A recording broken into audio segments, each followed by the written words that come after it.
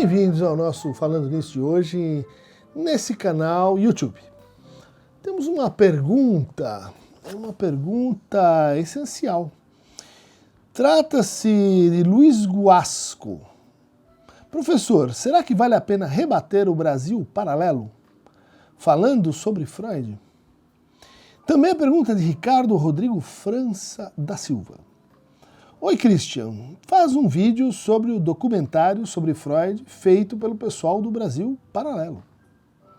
Já vou buscar minha pipoca para acompanhar a treta. Pois é, gente, tem esse vídeo circulando, chama-se A Face Oculta de Freud. E de fato ali a gente encontra um relato bem informado, com imagens de época, com uma narração muito austera, muito convincente, sobre a trajetória de Sigmund Freud, sobre a vida e obra de Sigmund Freud. Bom, ali há vários trechos, afirmações que a gente poderia discutir, mas que no fundo já foram objeto de crítica, de estudo, de argumentação desse canal. Então o que nós decidimos fazer em resposta aqui às perguntas é mostrar como funciona a retórica do Brasil Paralelo, né? Tomando essa produção como um grande exemplo, né? Mostrar assim a engenharia discursiva que está funcionando aqui, né? Mostrar, e seguindo aqui, já apresentando a nossa tese, como é possível enumerar uma série de afirmações corretas, né? Como é possível reunir informações certificadas e organizá-las de forma a produzir uma mensagem falsa, verdadeiramente mentirosa. E eu vou convidar vocês a assistirem uma pequena peça de propaganda, né, feita pela Folha nos anos 80, né, que demonstra isso muito bem, né? Põe aí, Bully. Né? Este homem levantou a Alemanha, este homem fez uma nova nação florescer, este homem resgatou o orgulho de todos. E são várias afirmações verdadeiras, e no final aparece a imagem de Hitler, como vocês estão podendo ver aí. Essa é a essência da manipulação ideológica, né, que a gente vem enfrentando nesse discurso, que é um discurso intermediário, né, quer dizer, entre fake news e discurso de ódio. Né? É uma maneira de produzir uma espécie de rebaixamento da discussão com pequenos deslizamentos, com pequenos truques, com pequenos efeitos de montagem que a gente vai tentar, então, revelar aqui para vocês. Estamos seguindo um dos comentários que a gente encontra nesse documentário, bem feito, né, com argúcia, e que diz assim esse comentário: adoro essa série. Né?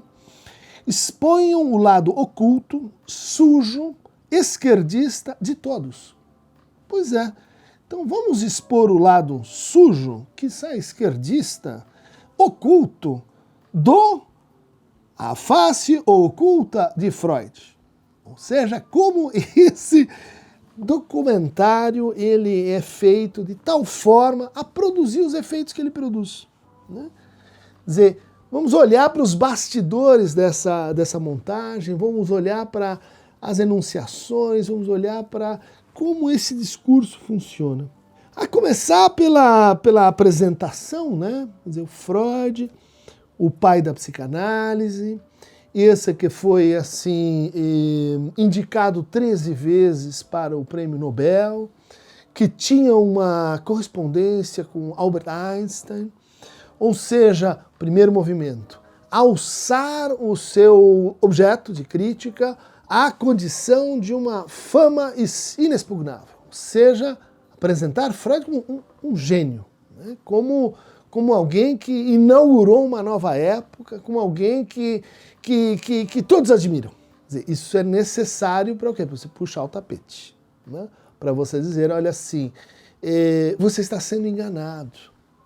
Você acha que esta pessoa, porque todos cultivam, porque a história referenda, porque há um conjunto de pessoas que admiram, você está achando que essa pessoa, então, ela é justificada na sua fama? Nós vamos mostrar que não.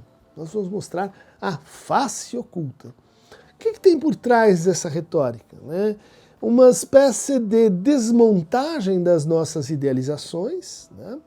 Uma espécie de crítica, portanto, mas é uma crítica que está interessada em absorver para si aquela relação que o antes incriticado tinha com o seu admirador.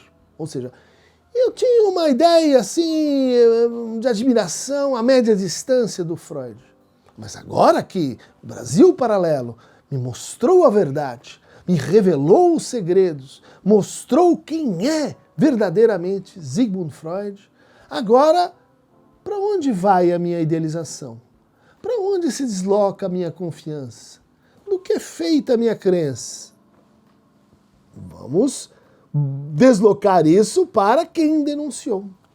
Vamos aderir, né, a autoridade ao Brasil Paralelo. Portanto, a instância de denunciação, ela parece estar falando em nome de uma voz da razão, autêntica, que voa como a águia sobre os fatos, quando na verdade está interessada em abocanhar para si, né, mais crédulos, mais idealizações, mais fama, vamos dizer assim, explorando a figura de notáveis. Não só Freud, mas todos esses que são assim degradados, denunciados, né, expostos como Freud. Mas então podemos ver como Freud é apresentado, então, alguém que nasceu na Morávia, Tchecoslováquia, e desvenda o inconsciente, todas as ideias que mais ou menos triviais, todo mundo já conhece, todo mundo sabe. Freud, que introduziu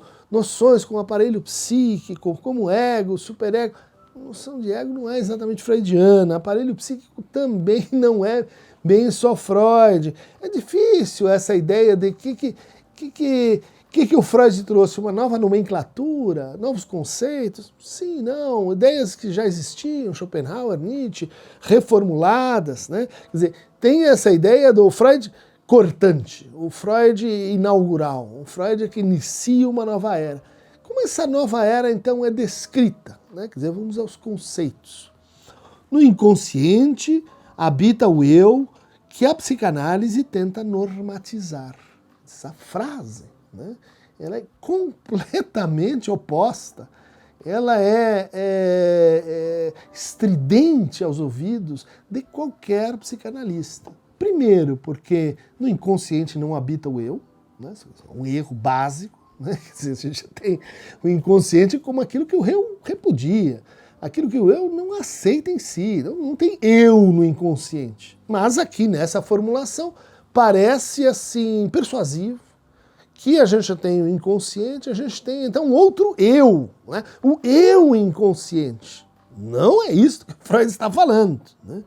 Mas é isso que aparece nessa primeira descrição a outra face, a face oculta de Sigmund Freud. No inconsciente habita o eu que a psicanálise visa normatizar. Quer dizer, é a norma que a gente vai encontrar nos textos de Freud, né?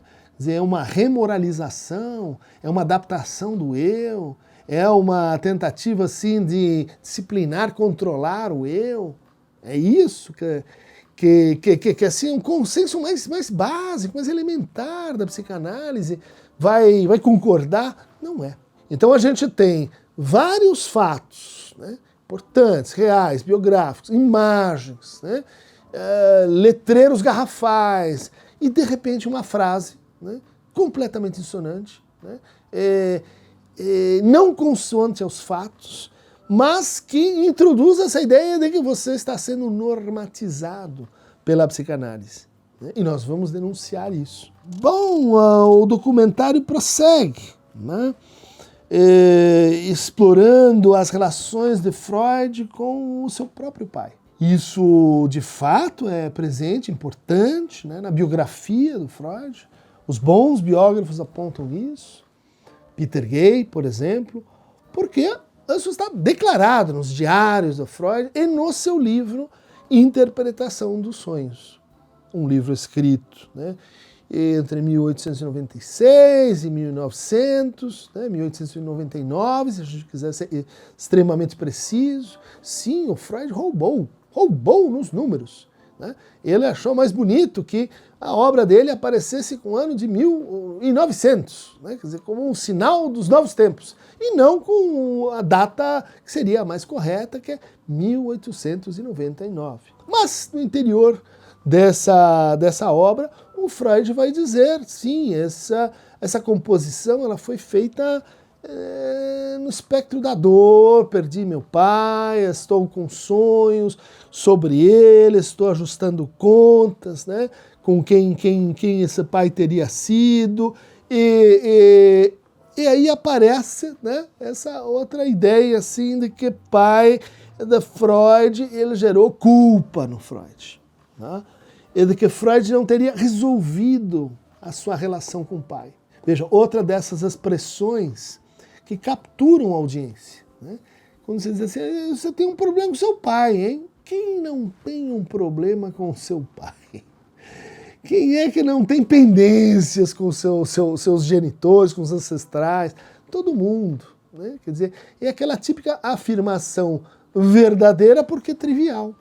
Verdadeira porque capta, né, um conjunto grande de pessoas que vão dizer, realmente, a gente tem questões com o pai. Mas aí o documentário faz uma interpretação.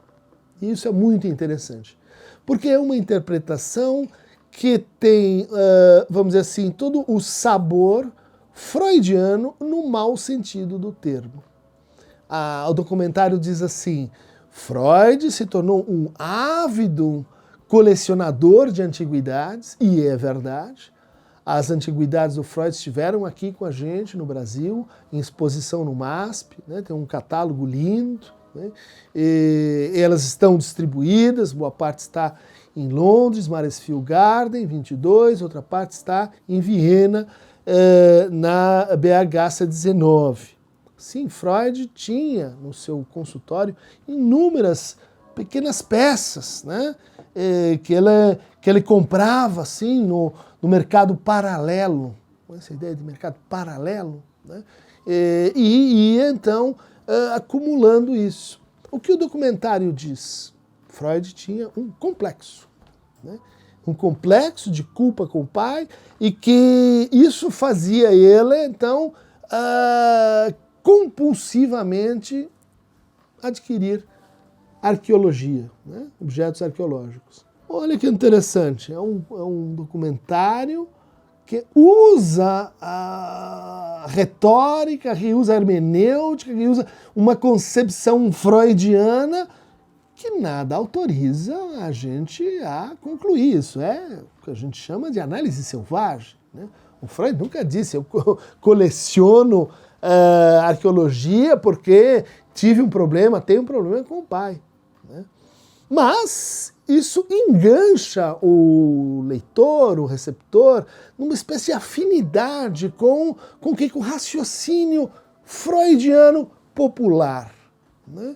O raciocínio que diz, você tem uma questão com seu pai e você não resolveu essa questão e, portanto, você tem aí um sintoma.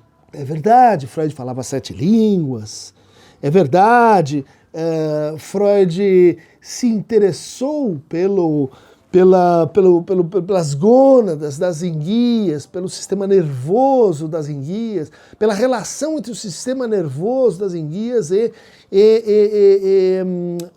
seu processo reprodutivo, como isso aparece no documentário. E isso aconteceu antes do seu interesse pela neurologia, sugerindo que, olha como Freud tinha uma inclinação para as coisas sexuais. Olha como Freud ele tinha uma obsessão e que inclinava ele para o sexual. Bom, temos um problema aqui, né? Ela estudou o sistema nervoso das enguias em Trieste, norte da Itália, justamente porque estava querendo trabalhar no laboratório de Brücke, de Helmholtz, de neurologia. Por que Brasil Paralelo, enguias e outros animais assim, marinhos, estrela do mar, possuem uma estrutura neurológica curiosamente semelhante à dos seres humanos, né? Os cordatos, né? E isso era um enigma para a neurologia da época. Então não é porque ela tinha um interesse sexual que ele vai procurar as enguias, é porque ele tinha interesse em neurologia.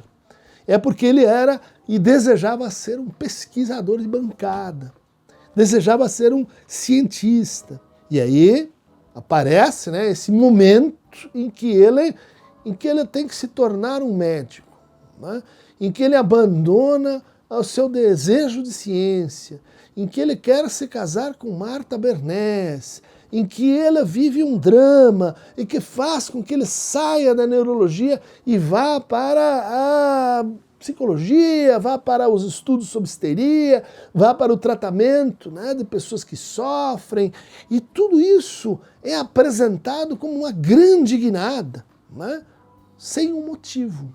Percebem que? Sim, vejam um documentário e de repente, né, quer dizer, o Freud teve que abandonar isso. Por quê? Né? Falta o porquê. Porque o Freud era judeu, ele foi perseguido. Seu professor, chefe, falou, olha, você não terá um futuro aqui por causa da segregação, a sua condição. Mas não convém, né, ao processo de destruição de um herói, ainda que seja um herói imaginário, mostrar que ela tinha circunstâncias adversas contra si. É importante apresentá-lo como inexpugnável, é importante apresentá-lo como, vamos dizer assim, alguém extrema, assim, elevação da alma, em genialidade, mas sem as circunstâncias históricas, sem o material e as adversidades culturais que ele enfrentou. Interessante como, então, um documentário, ele fala não só pelo aquilo que ele escolhe mostrar, mas por aquilo que ele escolhe apagar, né? E esse apagamento, ele tem uma função no discurso. Ou seja, a gente fica sem saber por que o Freud teria feito esse shift, né? Quer dizer, essa virada para a clínica. A história subsequente padece do mesmo enigma, né? Freud, isso é então apresentado assim de chofre, a noiva dele vai para Hamburgo, então ele passa a sofrer assim de depressão, esse momento estranho, ele não pode mais ser um pesquisador, e então Freud passa a consumir cocaína. Ou seja, essa declaração, ela atravessa o discurso e ela completa no receptor aquela... Opa, está faltando uma explicação aqui, está faltando um detalhe, está faltando uma relação, um nexo causal. Ahá, ele aparece no próximo highlight. Freud consumia cocaína. Dito dessa maneira, a chance da mensagem ser recolhida de forma anacrônica é muito grande. Ou seja, de você passar a julgar o personagem porque ele era, então, um toxicômano. Freud era alguém que estava, assim, dominado pelo vício, né? Freud era alguém que ninguém sabia. Olha só, a face secreta de Freud. Ele consumia cocaína. Bom, gente, qualquer um que tenha estudado psicanálise minimamente, os biógrafos, Peter Gay, mostraram, Elisabeth Raudinesco, todos eles assinaram, sim, Freud se interessou pela cocaína. Mas, quer dizer, de novo, né, alguém de suspensórios, numa luz assim que confere autoridade para o historiador, está dizendo Freud consumia cocaína. Não está dizendo o quê? Que a cocaína era de amplo uso e consumo nesse momento. farmácias vendiam tabletes de cocaína para, por exemplo, queda de cabelos, né? Para, por exemplo, deixar os dentes mais brancos, para, por exemplo, aumentar o humor e curar a tosse matinal, o que não está dito aqui. Freud se interessa pela cocaína porque, ela diz, uma grande descoberta me fará ser aceito como cientista. Ahá! Aquilo que está faltando lá reaparece aqui. Só que em vez de cumprir um nexo causal de eu quero fazer uma grande descoberta, sim, o Freud tinha grandes aspirações, sim, o Freud queria ser o descobridor de alguma coisa, sim, ele se interessou pelos efeitos analgésicos da cocaína, sim, ele administrou a cocaína para seus pacientes e para seu amigo Max von Maslow. Ele achava que a cocaína poderia suprimir os efeitos devastadores de dor causados pela supressão do consumo de morfina. Sim, ele tinha uma esperança nessa droga, uma esperança terapêutica, gente. Ele estava pesquisando algo que veio lá, o Mantegazza, que aparece no caso Dora, que voltou do Peru, e que disse, olha lá, as populações mascam coca, será que a gente não tem que procurar alguma qualidade, alguma propriedade farmacêutica dessa planta? Vamos pesquisar. Freud se engaja nesse processo. E ele usa a cocaína em si, ele escreve os efeitos da cocaína, ele fala disso nas suas cartas a Marta. Sim, ele tem uma grande aspiração com a cocaína e que é interrompida com a morte, que salso, do seu amigo a quem ele receitou essa substância. A gente pode dizer, puxa, mas isso torna muito mais compreensível, né?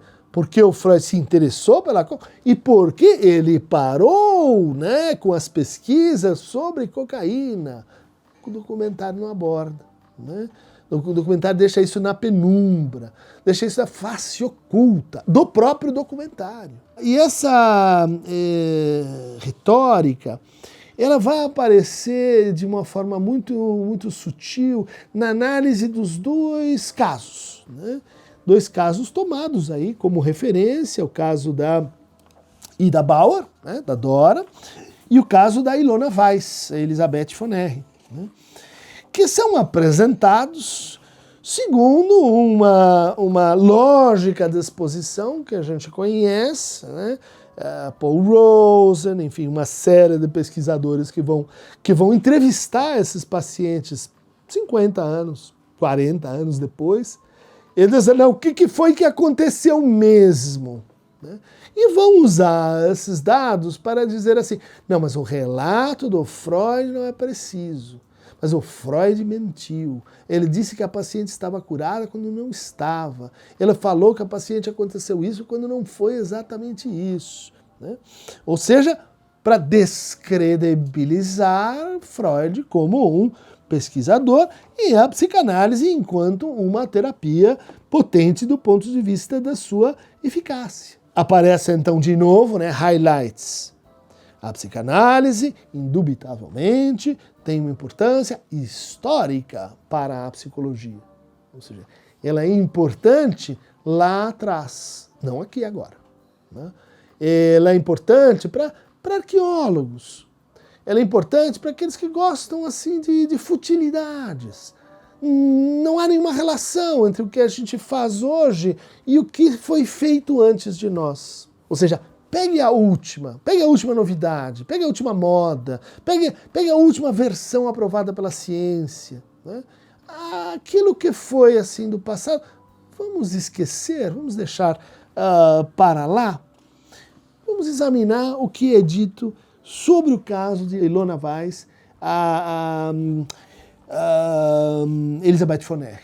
Uma paciente que tinha dores nas pernas, que sentia um frio estranho, que sentia dificuldade de andar, e que é a primeira paciente em que Freud usa uma técnica mista entre a hipnose, né, e a associação livre. Essa técnica mista é conhecida como técnica da pressão, que ele aprendeu com o Bernheim, que é justa e corretamente citado pelo documentário. Então Freud punha a mão na testa da paciente e dizia assim, olha, a hora que eu remover a minha mão, você vai se lembrar de algo. E é nesse processo que o Freud vai mobilizando lembranças em Elizabeth, né? Lembranças que se acumulam em torno de certas associações, né, com o início das dores. Então, o que tinha acontecido, em que momento de vida estava Ilona Weiss quando aparecem as dores nas pernas, quando aparecem os sintomas que o Freud diz são sintomas de histeria? Acho, não são sintomas de uma doença orgânica. O documentário estressa muito isso, né? Mas o documentário não discute qual era a facilidade ou a dificuldade de fazer essa separação diagnóstica em 1896. Ou seja, no momento em que o que se sabia sobre processos neurológicos, né, tornavam os sintomas de Elisabeth von Ehre enigmáticos. Ou seja, não confere com Duchenne, não confere com PIC, não confere com transtornos espásticos, não confere com as síndromes conhecidas à época. Esse era um critério, que você pode dizer, não é suficiente, mas é um critério sugestivo para fazer o que Freud fez, que é pensar então que os sintomas de Elizabeth tinham uma origem psicogênica. O que estava acontecendo na vida de Elizabeth? O pai havia morrido, depois de uma longa enfermidade. Durante esse tempo, ela trocou as ataduras, né, do pai, que tinha dores nas pernas. O Freud fez essa associação. Será que tem a ver uma coisa com a outra? Segundo lugar, né, a mãe de Elizabeth sofre uma cirurgia muito pesada, corre o risco de vida. A irmã de Elizabeth morre. O cunhado, né, quer dizer, o viúvo da irmã, muda-se para outra cidade, levando o sobrinho que Elizabeth gostava muito. E durante esses percalços todos, Elizabeth, que não estava casada ainda, tem uma série de encontros com o cunhado. Durante esses encontros, ela tem, no entender do Freud, a partir do material que ele recolhe não por associação livre, que é um método que define a psicanálise, mas por um método chamado método da pressão, que é um método intermediário, importante historicamente para a descoberta de como fazer melhor esse processo de lembrança, mas não ainda a psicanálise como tal. O que ela descobre é que existiam em Elizabeth afetos dissonantes. Conviviam em Elizabeth a vergonha, a culpa, mas também ideias de natureza sexual ou afetiva, intensas, relativas ao cunhado. Ou seja, a descoberta de Freud, isso é textual, né, é que existem ideias unverträglich, inconciliáveis. Ou seja, a gente tem, em relação à mesma pessoa, né, ideias que podem ser assim, de amorosidade, de erotismo, de vergonha, de culpa, de respeito, de amizade. Vários afetos convivem, especialmente numa situação de perdas sucessivas como Elizabeth teria enfrentado. Como o documentário traduz todo esse universo de problemas, como o documentário traduz esse momento da pesquisa freudiana. Elizabeth estava apaixonada pelo cunhado. Isso não está no texto. Tá? Não dessa forma. Mas é uma tradução facilitadora. Como o documentário descreve a consequência dessa hipótese. Então, o tratamento consistiu em convencer Elizabeth de que ela estava apaixonada pelo cunhado, sem saber que estava apaixonada pelo cunhado. E daí aparece uma carta, né, da Elizabeth anos depois, 40, 50 anos depois, uma carta confirmada, né, por uma observação da filha, de que ela nunca teve um apaixonamento pelo cunhado. Correto. O que o Freud está descrevendo não é apaixonamento declarado. A imagem que essa frase causa na gente, Elizabeth, assim, apaixonada, pensando sem parar no cunhado, não combina com os fatos, né? Com a descrição textual, que é de um conflito, não de um apaixonamento decidido, né? Que é de uma divisão subjetiva, não de um apaixonamento decidido. E o convencimento não é de que ela está apaixonada pelo cunhado, é a tentativa de fazer reconhecer a Elizabeth que ela estava em conflito, que ela estava dividida. Qual é a prova que o Freud traz da cura de Elizabeth? Ele diz, houve um baile, ela foi convidada, eu fui também, e de repente eu vejo minha paciente dançando, passando na minha frente, andando muito bem, quando ela antes estava entrevada, uma cadeira, né? Não conseguia levantar, não conseguia andar, não conseguia dançar, porque tinha dores horríveis nas pernas. E ele diz, mas parece um argumento, né, frágil, mas razoável. Né? Quer dizer, olha, ela melhorou. O que diz a filha? Minha mãe passou a vida com dores nas pernas e nunca deixou de procurar outros profissionais e tentando reduzir essa dor. E a gente pode dizer, escuta, será que Elizabeth von Ehre não tinha um quadro que a gente considera uma espécie de subvariante da histeria, um quadro muito difícil de tratar? Um quadro que os psiquiatras hoje em dia dizem, olha, vai demorar, é complicado e o prognóstico não é muito bom. Chama-se fibromialgia. Dores que andam, dores que desafiam a neurologia, e dores que persistem, e que melhoram e que pioram em função do funcionamento ideico, do funcionamento psíquico da paciente. O Freud atenta, e na verdade o que ele descobre é que existe uma covariação entre o cunhado vai viajar, as dores pioram.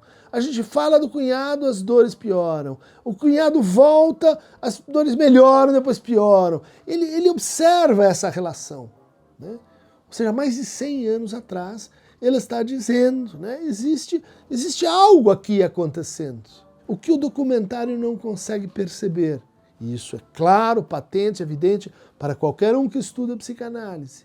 Os casos clínicos de Freud não são sucessos terapêuticos. Ou pelo menos não são sucessos no sentido amplo, né, do sentido popular e comum, de que a pessoa então está livre dos seus conflitos e dos seus sintomas.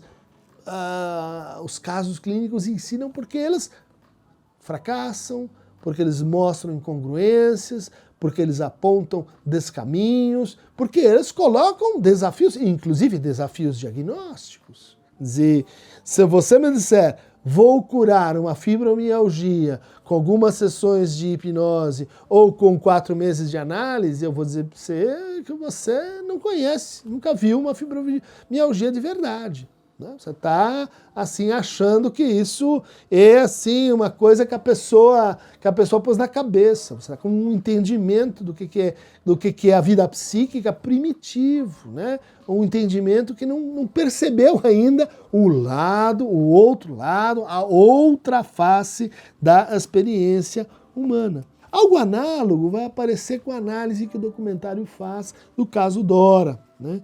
E da Bauer, em que, de novo, a gente já tem essa mesma formulação, né? O caso se resolve no fato de que Dora estava apaixonada pelo Sr. K, talvez, ou tivesse sentimentos por ele, que avançou sobre ela, que tentou dar um beijo nela, que forçou um certo passeio, que disse coisas que ela não gostou.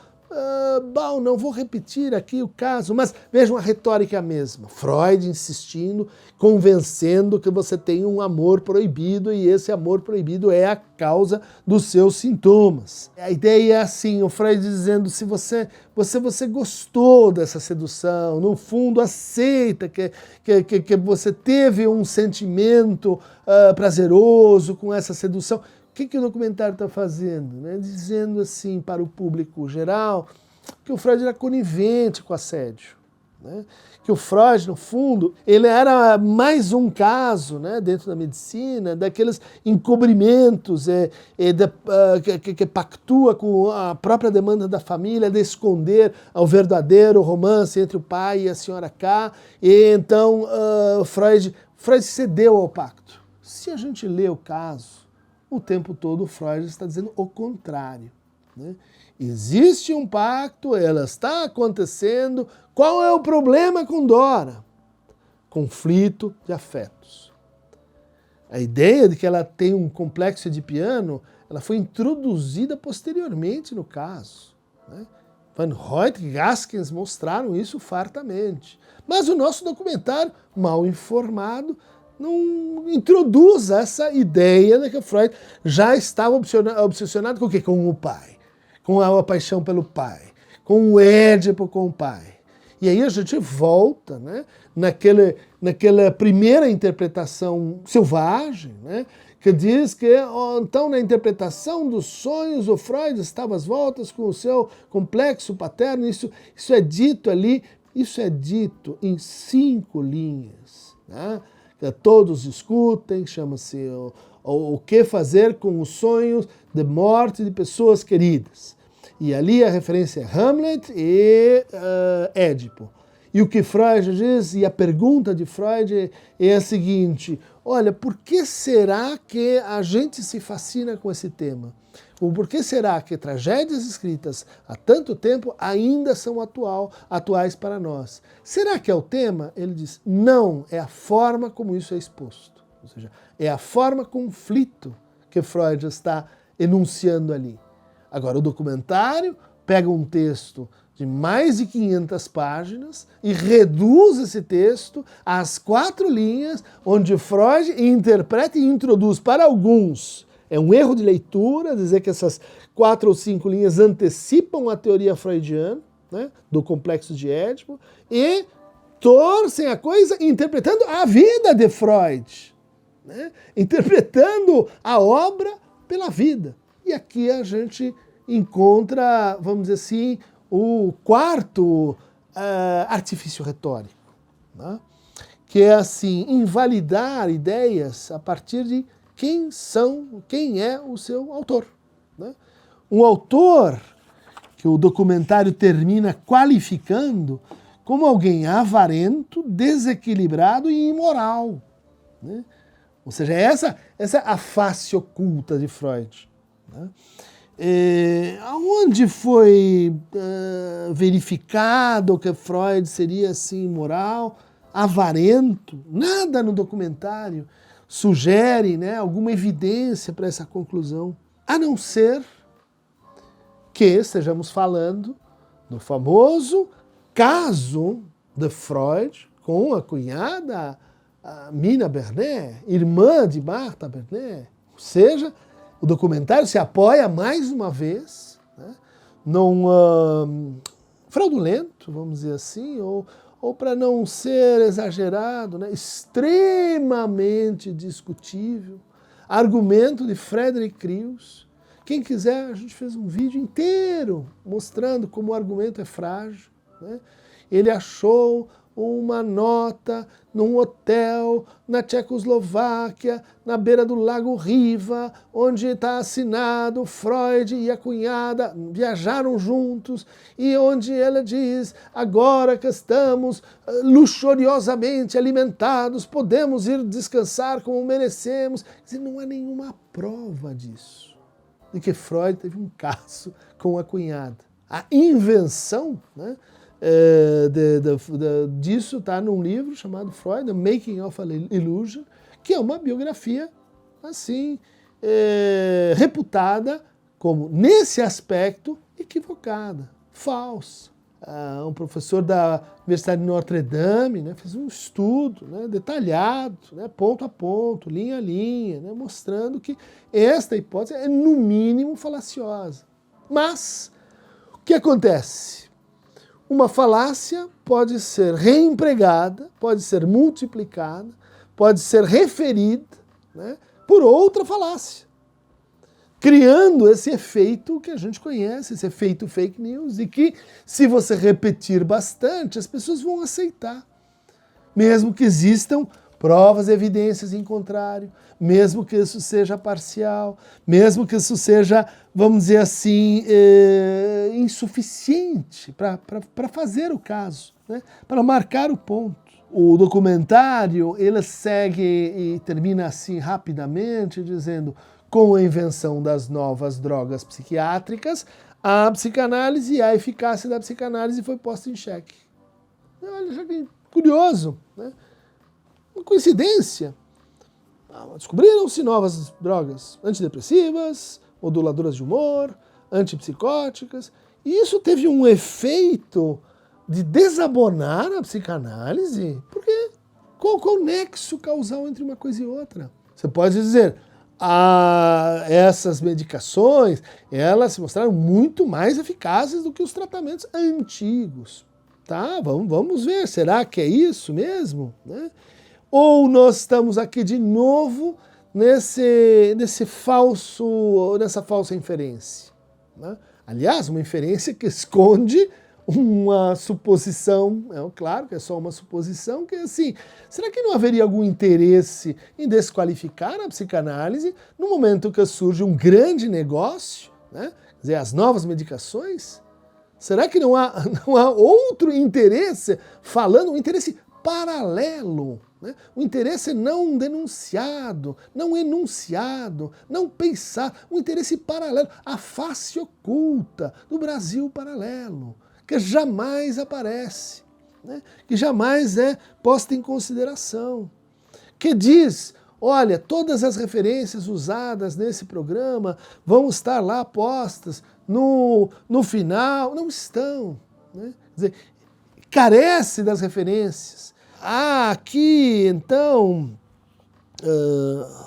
essa última alusão, que é o fato de que Freud teria cometido assim uma eutanásia, né?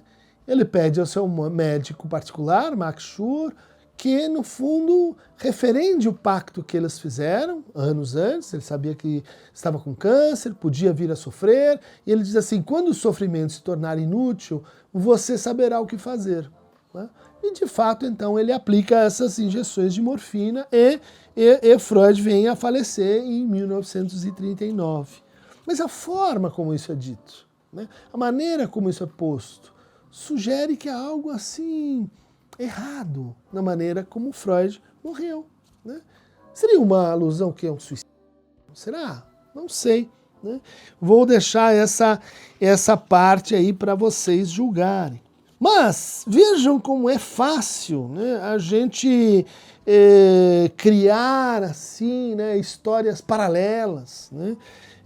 Veja como é fácil a gente insistir, né, em degradar um personagem, em atacar um personagem. Né? E a gente tem isso, né, curiosamente, também dentro da psicanálise. Né? A gente tem vários assim, historiadores paralelos, né? Quer dizer, que trabalham com esse tipo, com paralelismos análogos. Gente, vamos parar com um Brasil paralelo e vamos tentar assim, um Brasil diagonal, né? Um Brasil em que a gente possa articular as paralelas, né? Com bissetrizes, né? Que a gente possa encontrar ortogonais, né? Porque paralelas, né? Paralelas assim, se encontram no infinito, no fundo, né? No infinito da ignorância. Para terminar aqui a nossa conversa, né? Eu diria assim, mas onde é que a gente pode encontrar cursos de melhor qualidade, vamos dizer assim, cursos que tem um crivo de curadoria um pouco menos assim, pelo menos não tão mal dirigidos, né, intencionados, né, para destruir pessoas, né. E eu tenho essa parceria aí com a Casa do Saber. Acho que ali você tem gente de várias procedências, você tem um misto, né? Inclusive gente de direita, gente de esquerda, gente de todas as etariedades, perspectivas, inclusive dentro da psicanálise, é bastante variado. Então gente, larga a paralela, né? E vem para bissetriz, tá? Então, caso encerrado. Quem quiser mais pseudo-informações, informações paralelas, né? Renúncias, clique aqui no Aqueronta Movebo, tá? E segue a arqueologia.